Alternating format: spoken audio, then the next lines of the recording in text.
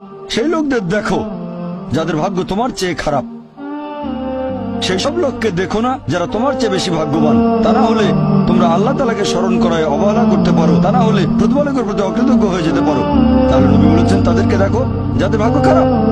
তখন আপনি বলছেন আচ্ছা এই লোকটার তো কোনো গাড়ি নেই, আমার একটা মারুতি অন্তত আছে। তাকে দেখবেন না যারা সে মার্সিডিজ। ও আমার মার্সিডিজ নেই কেন? ওই লোকের গাড়ি নেই, আমার তো একটা আছে। আপনি আল্লাহকে ধন্যবাদ জানাবেন।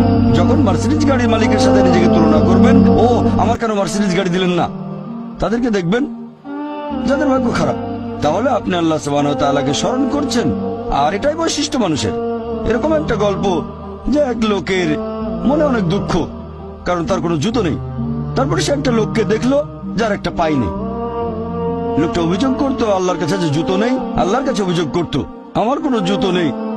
তারপর সেই লোকটাকে দেখলো যার একটা পা নেই। তখন সে আল্লাহকে ধন্যবাদ জানালো, আমার অন্তত দুটো পা আছে।